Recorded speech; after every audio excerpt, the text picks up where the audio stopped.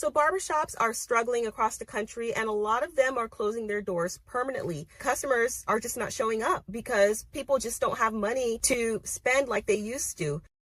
Any type of licensed professional looking for a chair for rent in the Las Vegas area, 7 minutes from the strip, please give me a call. Jump in my DM or something. I got $100 booth rent. $100. Get at me. So I went to the barbershop and he charged me $80. I don't think it's worth it. How the is it $80 to cut a taper and a lineup, bro? And he put in enhancements. I never asked for that shit.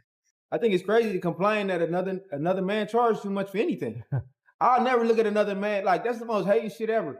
To look at another man and be like, you make too much. Or you charge too much. Like when was that ever okay to do? Bro, you can go ahead and run your business the way you want to run it. And it's fine. We all have the right to do whatever we want to do. But I just want to let you know this. You think just because things are going up, you think that it's okay for you to charge $100 for a freaking fade that's going to last you 4 days? And you want to compare with, oh, well, you know, you go buy Nikes or you buy this and that. Dude, it's a haircut. You're a scammer. You're greedy. I mean, you're trying to get rich over one damn haircut, and you're lazy on top of that because your fade is no different than the other fades that are already out there anyways. They charge like $30. You're not special. You're not doing something special. Because you're lazy and you only want to have 2 haircuts a day so you can go on with your day and already win $200, or 5 so you can pay $500 and you call it a day. You want your life an easy mode by being greedy and conning people? Dude, are you kidding me? Bro, this ain't that great of a skill, man. I'm sorry to all you barbers out there, man. Yo, I got mad love for you, but yo, you definitely are overvaluing yourself. Yo, these barbers have lost their cotton picking minds, man. These dudes want like $60 without a tip. And I'm sitting there like, you know, I'm willing to go 40. I might even go 50 with the tip if you do a really good job, but you cannot start off with no $60, man. Y'all done lost your mind, okay? They're talking about their value and their worth, and maybe you don't fit in over here.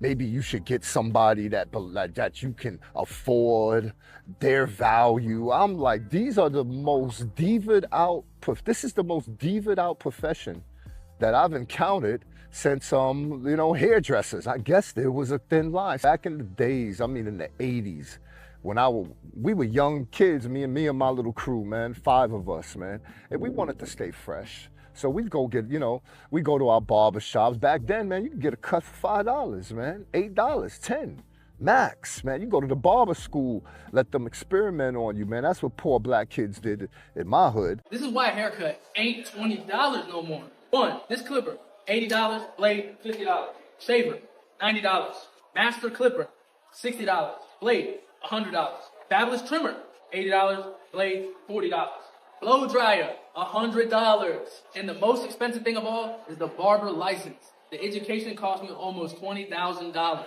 So don't talk to me about no prices, about no haircut. Barbers and barbershops are finished in 2026, man. I feel bad for that industry. Let me explain to you guys why, right? So I made a video, right, complaining about barber prices and how TikTok got in these barbers' heads, man, and really allowed them to believe that they were all celebrity barbers, bro. Charging some people up to $100 a head, which it got insane, right? And the video obviously went viral, and I was shocked. I didn't think it was gonna get that many views, man. I got almost 2,000 comments of everybody saying, this is exactly why I learned to cut my own hair. A lot of people have already been cutting their hair for over a year, 2 years. Some people just bought their clippers. A lot of people are saying I'll go once a month because it's just insane how much they're charging, right? And I said that I don't believe any barber should charge more than $30 a haircut, period. And that includes your beard, right? Like the whole thing should only cost $30. Once you're charging $50, $100, man, bare minimum, bro. This is like, bro, who do you think you are, bro? Who do you think you ought to be charging, bro? Everyday people, $100, man, to cut their hair, bro. I pay the same as people with hair, and I'm bald. How? I should get a discount, 50% off. That's why I'm mad about this. I understand inflation, and you got to get your money. But barbers, y'all getting out of control with these prices. I had to go to 3 barbershops. The first 2 was talking about charging me $80 for a 1.5, a high taper, and a beard trim. Are you serious? The last guy charged me $40, which was cool. I don't mind paying that. And I slid him a tip. So it came out to like $50. and the shit came out clean. You feel me? But $80, yeah, you crazy. Never in my life. I don't care how bad the economy is. I ain't never paying that much. Guys, this barbershop right here is just one example of how barbershops are absolutely taking advantage, okay? So what happened was, you see that guy, how he had to get all gangster and stuff? It's like it's 2026, homeboy. But dude, I went and got a haircut there. A haircut and a trim was $75. Now I'm just shaving my head.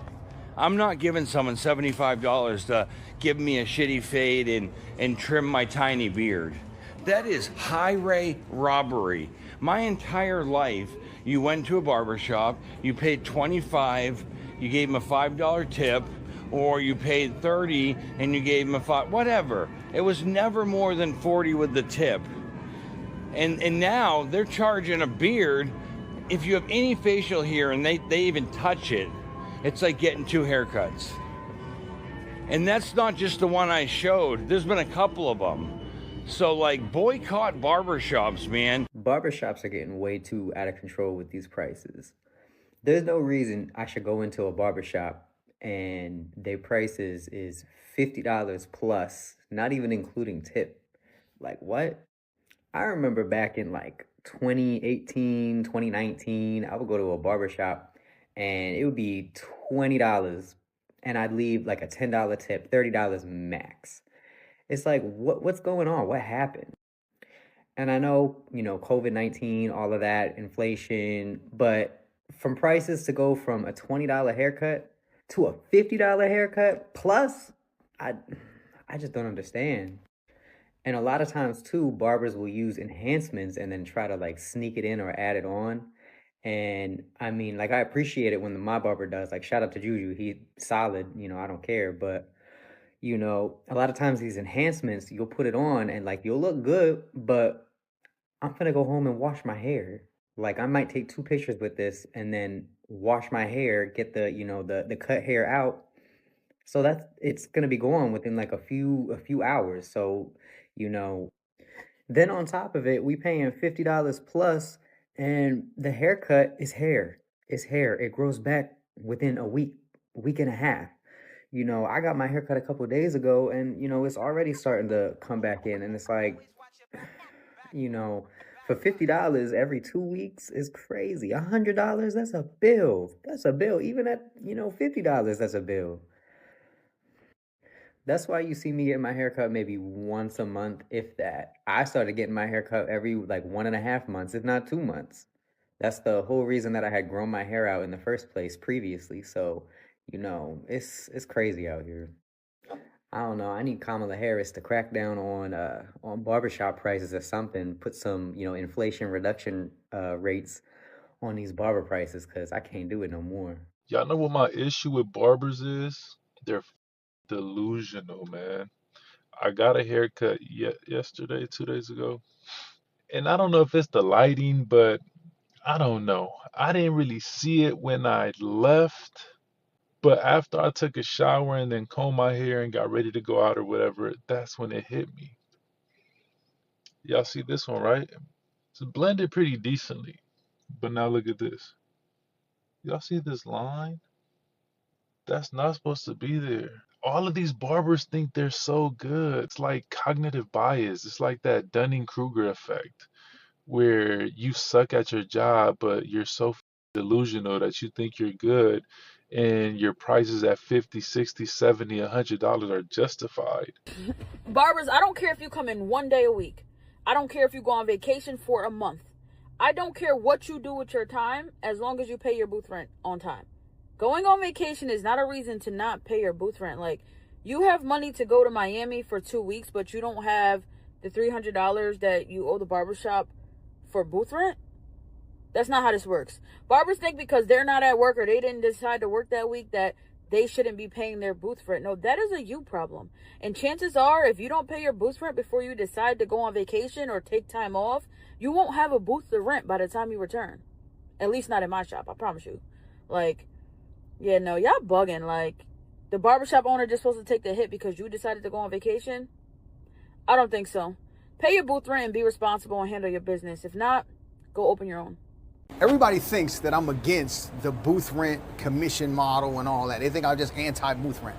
But let's talk about this for a second. Here's what I'm actually against. I think the booth rent model is dead because suites have killed it. This is not a commission thing. This is booth rent is dead. Because I'm gonna ask you, why would you go to a booth rent shop when you can go get your own suite for the same price?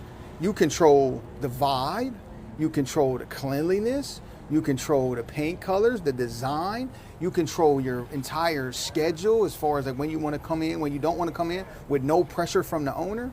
So when I'm talking about booth rent is dead, it's not because I think commission is so great. Now, it is great for a beginner barber, but everybody in the comments has already admitted that, right? And if you look at the situations, most people want to get their career off to a rocket fast start. Commission is the best way to go. We probably all agree there. But what I'm saying is booth rent is dead because of suites. I don't hate booth rent. It's just a dead business model because there's no value there. You get everything plus some in a suite that you would in the booth rent shop because there's not many walk-ins. Now, if you got some shop been around 25 years and has walk-ins and stuff, you're gonna go in there a little bit. But if you're an owner, man, the booth rent shop, don't you dare open up another one because it's a dying business model and the suites are taking over for the booth rent. It's replacing it. So I'm arguing suites and a commission model, depending on where you're at in your career. That's all I'm saying. The tough part about opening a barbershop in a small town or small city is finding barbers. I opened up a barbershop in Natchitoches, Louisiana, and like I said, like there's no barber. The barber culture in Louisiana is like so far behind, like it's almost non-existent. I will say this, I kind of feel like I've been having to create that culture and that atmosphere here in Louisiana, and I kind of have been having to be the new wave of pioneers for barbers here. And I know that sounds a little arrogant, but it's the truth. Like, I think I brought a whole new wave because, you know, like we do have like those traditional, like older barbers here. We also have those we have the unprofessional barbers is the best way that I can explain it. And the reason it's like that is because there's not really any young kids trying to get into this industry yet. Like here, whenever you're in high school and you're about to graduate, the main thing like people are wanting to do is like welding, going to the oil rig, anything but barbering. And to top it off, there's not really a barber school around here. Like there's a few, but you know what I'm saying? Like, yeah, I don't personally think that they do a good job of portraying the true industry and showing them the true success that they can reach as a barber. Now, of course, here in Louisiana, we have this program called apprenticeship. So you're able to go work under a licensed barber and essentially do your schoolwork and build up your clientele at the same time. And that's how I was able to get my license. Another guy that works with me, he did an apprenticeship through me. He was able to get his license to where now he took in another apprentice. And they're young kids, so that does make me happy that it kind of is starting to turn finally. Like there are young kids like interested in it, and these two guys have been with me for a couple years now. Like they're killing it, like they're doing great. And while the apprenticeship program is great, it sucks because we're only able to take one apprentice per license. So even if there were more kids wanting to do barbering, they would have to wait 2 years. If like all of us already have an apprentice, they would have to wait 2 years before we can get them into our program, right? So it's a pretty good process. And I don't know, like I've had very great blessings from being a barber. I've made a great career out of it, and I want to share that with other people, but I'm starting to like doubt it because I'm like, yo, like I don't know like if I want to be the pioneer here, bro, because it does suck. So I got this barbershop. On top of that, like if I don't have barbers in here, then the bills keep on acquiring, right? And so I'm trying to figure that part out. I'm trying to see where I'm going with all this. It seems like we're just going to continue on this trend for a while, so we're probably going to continue to see a lot of these types of closures. If you know any personal barbershops or salons that have been closing down in your area, share down below, and I hope to catch you guys in the next video. Take care.